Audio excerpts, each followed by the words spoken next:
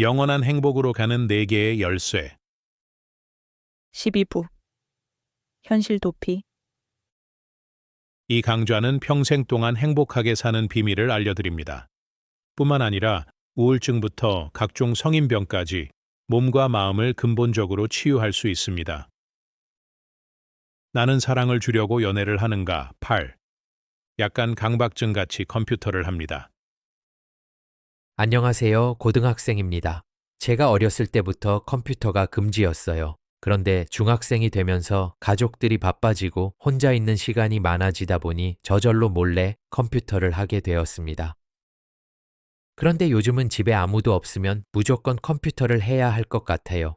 진짜 머리 아프고 눈 아프고 컴퓨터 하기 싫고 켜서 할 것도 없는데도 무조건 켜요.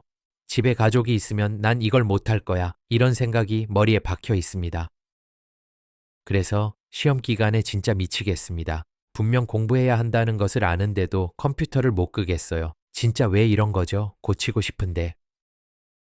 힘든 시기를 보내고 있군요. 저도 무척 힘든 학창 시절을 보냈었지요. 집에서 컴퓨터를 켜두는 이유는 이렇습니다. 컴퓨터가 재미있어서가 아니라 공부가 재미없기 때문입니다. 무의식은 하기 싫은 공부 대신에 무언가 탈출구를 찾고 있고요. 그 탈출구가 컴퓨터인 것이죠. 내담자님만 그러는 건 아닙니다. 대부분의 현대인들은 대인관계, 학교, 직장, 건강, 돈 등등 현실적인 문제에서 벗어나려고 탈출구를 찾습니다. 도박, 술, 담배, 과식, 폭식, 사람에 대한 집착, 종교, 스마트폰, 게임 등등. 겉으로 드러나는 증상은 다르지만 모두 현실 도피의 수단입니다. 상태가 심하다면 장기간의 상담이 필요하지만 일단 간단하게 할 수 있는 임시방편을 알려드리겠습니다. 독서실에서 공부하고 집에서는 잠만 잡니다.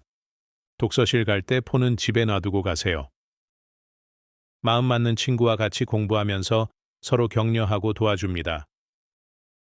컴퓨터에서 게임은 모두 삭제하고 컴퓨터는 공부할 때만 사용합니다. 인터넷 강의 찾아보면 많습니다. 그러나 이런 방법들은 임시방편에 불과합니다. 문제를 해결하려면 근본적인 원인을 알아야 합니다. 내담자님의 증상은 강박증이고 강박증은 우울증의 증상 중 하나입니다. 그리고 우울증은 몸의 병입니다. 요즘은 청소년들 중에서도 우울증 있는 친구들이 많더군요. 신체 어딘가에 불편한 부분이 있을 겁니다. 건강 회복을 위해서 노력하세요. 몸이 건강해지면 우울증이나 강박증도 저절로 좋아질 겁니다. 현실 도피용 슈레딩거의 고양이.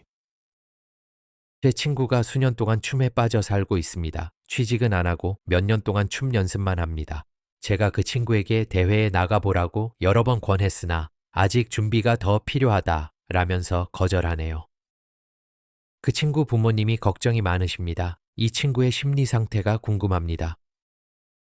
친구분의 심리 상태는 양자 중첩 현상을 설명할 때 예시로 사용하는 슈레딩거의 고양이와 같습니다. 상자를 열기 전에는 살아있는 고양이와 죽어있는 고양이가 동시에 존재합니다. 상자를 열었을 때 비로소 한 가지 상태로 고정됩니다. 마찬가지로 친구가 대회에 출전하기 전에는 합격과 불합격이 동시에 존재합니다.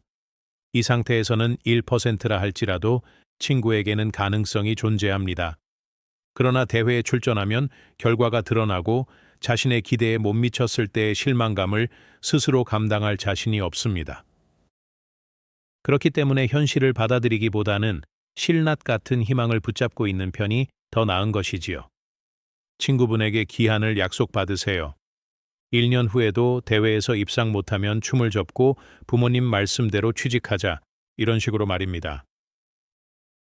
춤으로 돈을 벌 수 있는 직업 혹은 아르바이트를 구하는 것도 좋습니다. 많은 돈을 벌지 못하더라도 생계 유지만 가능하다면 스스로 인생을 책임질 수 있습니다. 신앙을 가장한 현실 도피. 제 어머니가 교회에 열심히 다니시는데 가족들에게 간섭이 너무 심하십니다. 안 좋은 일이 생기면 너가 신앙심이 약해서 하나님이 벌을 주신 거다. 하나님이 나를 더 사랑하시니까 넌 내 말을 들어야 한다. 이런 식으로 가스라이팅을 하십니다. 게다가 가족이 아닌 다른 사람들한테도 교회 안 나가면 지옥 간다 라면서 말을 심하게 하십니다. 선생님이 보시기에는 제 어머니가 신앙생활을 제대로 하시는 건가요? 안타깝게도 많은 교인들이 신앙을 현실 도피의 목적으로 사용하고 있습니다. 우리가 이 땅에 온 이유는 몸을 사용해서 세상을 경험하기 위해서입니다. 현실을 저버리는 신앙생활은 하나님이 우리를 이 땅으로 보내신 목적을 오해한 것입니다. 신은 이 우주 전체를 모두 다 소유하셨습니다. 인간은 신에게 줄 수 있는 것이 없습니다. 물론 신이 인간에게 바라는 것이 있기는 합니다. 그것은 우리의 현재 삶에 충실하고 나 자신을 먼저 돌본 후에 주변 사람들을 도와주는 것입니다. 교회에 열심히 다니면서 성실하게 종교 생활을 하는 사람들도 많습니다. 신앙은 마음의 영역이라서 진짜 신앙과 가짜 신앙은 너무도 닮았습니다. 어떻게 하면 진짜 신앙과 가짜 신앙을 구분할 수 있을까요? 진짜 신앙과 가짜 신앙을 구분하는 방법은 두 가지가 있습니다. 1. 현실 도피 수단으로 신앙을 선택하는 사람은 자신의 일상을 등한시합니다. 일상에서 벗어나고 싶어서 종교에 의지하기 때문에 자신의 일상이 더 망가집니다. 그에 반해서 종교에서 기쁨을 발견한 사람은 에너지를 얻고 자신의 일상을 긍정적으로 변화시킵니다. 2. 현실 도피 수단으로 신앙을 선택하는 사람은 다른 사람의 인생에 간섭합니다. 인생이 우울한데 노력이 부족한 사람은 자신이 잘못되었다는 생각을 하지 못합니다. 이런 상태에서 자신과 다르게 사는데도 잘 살고 있는 사람을 보면 이렇게 생각합니다. 저 사람은 나와 다르게 사니까 둘 중 하나는 틀린 거야. 하지만 나는 틀리지 않았어. 그러니까 저 사람이 틀린 거야.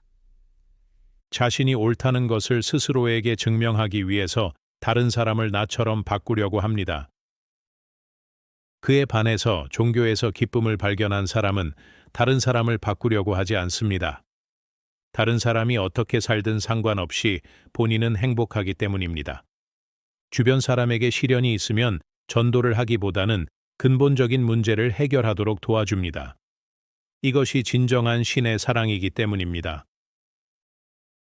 왜 득도는 모순으로 가득 차 있을까? 1. 득도한 분들, 예수님, 부처님, 성철스님. 은 자신보다 남을 위한 삶을 살았습니다. 이런 분들처럼 되려면 어떻게 해야 할까요? 득도한 분들처럼 되려면 이렇게 살아야 합니다. 득도에 이르기 위해서는 득도한 분들을 흉내내는 것은 그다지 도움이 되지 않습니다. 자신을 먼저 생각하는 이기적인 삶을 살아야 합니다. 진정한 행복에 도달하기 위해서는 진화해야 하며, 그러기 위해서 우리가 해야 할 일은 미래가 아니라 지금 당장 행복해질 수 있는 일을 해야 합니다. 왜 그런 걸까요? 왜 득도로 가는 길은 과정과 결과가 전혀 다른 걸까요? 그 이유는 우리 인생의 목적은 득도가 아니라 그 과정에 있기 때문입니다. 이것을 알아야 합니다. 득도는 우리 모두가 최후에 도달할 종착역입니다. 하지만 목적지는 아닙니다. 우리는 깨달음, 득도를 얻기 위해서 혹은 공부하기 위해서 이 땅에 온 것이 아닙니다. 죄를 지어서 유배를 온 것도 아닙니다. 우리는 우리 스스로 기억을 지우고 이 땅에 왔습니다. 깨달음이란 것은 우리의 잃어버렸던 기억을 다시 기억해내는 것입니다. 득도는 우리의 맨 처음 상태로 되돌아가는 것에 불과합니다. 그 누구도 출발한 자리로 다시 돌아오기 위해서 먼 길을 떠나지 않습니다. 그래서 득도나 깨달음은 인생의 목적이 아닙니다. 그렇다면 인생의 진정한 목적은 무엇입니까? 이 궁극적이면서 핵심적인 질문에 대한 답은 간단하기 그지없습니다. 인생의 진정한 목적, 지금 현재 내 마음이 원하는 일을 경험하는 것. 그 이유는 내 마음에서 만들어내는 감정은 나의 영혼이 나에게 전달하는 대화 방식이기 때문입니다. 내가 영혼이 기뻐하는 일을 하면 기쁨, 행복, 환희 등의 긍정적인 감정이 충만해집니다. 반대로 내가 영혼의 마음에 들지 않는 일을 하면 슬픔, 고통, 우울 등의 부정적인 감정이 충만해집니다. 내가 어떤 일을 할 때 행복한 감정이 솟아오르면 그것은 나의 영혼이 너는 지금 네 인생의 목적을 제대로 실천하고 있다. 라고 얘기하는 것입니다. 왜 득도는 모순으로 가득 차 있을까? 득도한 분들, 예수님, 부처님, 성철 스님처럼 소위 깨달은 분들은 자신보다 남을 위한 인생을 살았습니다. 자신과 전혀 상관없는 사람을 위해 자신의 목숨을 내놓기까지 하셨습니다. 이것이 가능한 이유는 이 세상 모든 생명체를 자기 자신과 동일시하기 때문입니다. 도마뱀은 포식자가 꼬리를 물면 꼬리를 끊고 도망갑니다. 꼬리는 금방 자라나기 때문에 꼬리를 희생해서 나머지를 살리는 것입니다. 깨달은 분들은 자신이 전체의 한 부분이라는 것을 잘 알고 있습니다. 그렇기 때문에 남을 위해서 자신을 희생할 때도 기쁜 마음으로 행할 수 있습니다. 득도한 분들은 욕심이 없습니다. 가진 재산이라고는 단칸방에 옷 한 벌, 돗자리 하나가 전부인데도 이 세상 전부를 가진 것처럼 행복해야 합니다. 음식도 목숨을 연명할 수 있는 정도로만 조금만 먹습니다. 이 세상이 자신의 피조물이요, 모든 사람들이 나와 연결되어 있기에 다른 사람이 가진 것은 자신이 소유한 것과 마찬가지라는 것을 알고 있기 때문입니다. 그렇기 때문에 누가 자신의 재물을 빼앗아 가도 아무리 슬픈 순간이 와도 아파하거나 괴로워하지 않습니다. 오로지 영원한 행복과 기쁨만이 지속됩니다. 깨달은 분들처럼 무소유의 기쁨을 누리기 위해서는 어떻게 해야 할까요? 역시 지난번에 말씀드렸듯이 자신이 원하는 것을 가져야 합니다. 내가 지금 하고 싶은 일을 해야 합니다. 욕심을 버리기 위해서는 일단 그 욕심을 채워야 합니다. 왜 득도는 이렇게 모순으로 가득 차 있을까요? 그 이유는 득도는 진화를 통해서 이루어지기 때문입니다. 진화는 계단을 오르는 것과 같습니다. 계단을 오를 때는 한 계단씩 차례로 밟고 올라야 합니다. 몇 계단씩 건너뛸 수는 없습니다. 세포 하나로 이루어진 단세포 생명체가 수억 년의 세월을 거쳐서 자그마치 60조 개의 세포로 이루어진 인간으로 진화하듯이 부모 형제도 괄시하고 자신만 위할 줄 아는 건달 같은 인간으로 시작해서 예수, 부처 같은 경지에 도달하는 과정이 득도입니다. 인생의 목적은 모든 것을 경험하는 데 있습니다. 우리에게 시련과 고난과 이별과 슬픔이 찾아오는 이유는 더 높은 경지로 성장하기 위해서가 아니라 그런 아픈 경험 자체가 의미 있는 경험이기 때문입니다. 이것이 바로 인생의 비밀입니다. 물론 아픈 만큼 성숙해진다는 말은 맞습니다. 다만 고통이 반드시 필요해서 우리에게 찾아오는 것은 아닙니다. 여행을 하다 보면 인사동에서 실컷 구경하고 나서 그 다음은 청계천으로 넘어가게 됩니다. 잠실 롯데월드 같은 화려한 관광지도 구경하고 난곡동 판자촌 같은 소박한 마을도 보게 되는 것이 인생입니다. 인생이라는 여행을 하다 보면 기쁨과 슬픔, 그리고 무료함 등등 모두를 경험하게 됩니다. 이것이 인생의 목적이요. 이러한 경험을 거치다 보면 의도치 않게 진화라는 보너스도 따라오게 됩니다. 인생의 목적은 경험에 있습니다. 인생의 가장 중요한 순간은 바로 이 순간이며 인생의 가장 중요한 장소는 바로 여기이며 인생에서 가장 중요한 사람은 지금 내 옆에 있는 사람입니다. 출처, 신과 나눈 이야기. 그러니 지금 이 순간 행복해질 수 있는 일을 하십시오. 내 영혼이 즐거워하는 일이 사회적 성공을 보장하지는 않습니다. 그러나 시간이 지나면 점점 더 의식이 진화하고 그만큼 더 많이 행복해진 자신을 발견할 수 있습니다. 그대를 사랑합니다에 숨겨진 비밀. 2011년에 개봉한 그대를 사랑합니다 라는 영화를 보고 훈훈한 감동을 받았습니다. 선생님은 이런 생각을 해보신 적 있습니까? 당신을 사랑합니다 라는 말을 들으면 왜 행복해질까요? 너무나 당연한 걸 묻는 건지도 모르겠습니다. 너무나 당연해 보이는 현상에 의문을 가질 때 비로소 놀라운 성장을 할 수 있습니다. 뉴턴은 사과가 나무에서 떨어지는 현상을 이상하게 생각했습니다. 주변 사람들에게 그 이유를 묻자 이런 대답이 돌아왔습니다. 물체가 위에서 아래로 떨어지는 건 당연하지. 뭐 잘못 먹었냐? 만나는 사람마다 같은 질문을 했더니 뉴턴은 그 동네에서 왕따로 등극하고 말았습니다. 모든 사람들이 바보라고 손가락질했지만 뉴턴은 물체가 밑으로 떨어지는 이유에 대한 연구를 멈추지 않았고 그 결과 만유인력을 발견하는 쾌거를 낳았습니다. 뉴턴 이전에 살았던 모든 사람들이 만유인력을 늘 경험했습니다. 그러나 뉴턴 이전에는 누구도 만유인력을 발견하지 못했습니다. 너무나 당연한 것이라고 생각했기 때문입니다. 질문에 대한 제 개인적인 의견을 말씀드리겠습니다. 당신을 사랑합니다. 라는 말을 들었을 때 우리의 뇌는 다음의 문장으로 필터링을 합니다. 당신은 무척 아름답고 소중한 존재입니다. 이것만으로도 행복한 감정을 불러일으키기에 충분합니다. 그러나 사랑한다는 말을 들었을 때 기분이 좋아지는 근본적인 원인은 따로 있습니다. 진짜 이유는 이것입니다. 사랑합니다. 라는 말을 듣는 것은 우리가 이 땅에 온 진정한 목적을 간접적으로 이루어 줍니다. 이것을 이해하기 위해서는 우리가 이 땅에 온 목적을 먼저 알아야 합니다. 우리가 이 땅에 온 이유는 공부를 하기 위해서가 아닙니다. 예전에 죄를 지어서 유배를 온 것도 아닙니다. 종교단체에서 주장하듯이 위대한 분을 즐겁게 하기 위해서도 아닙니다.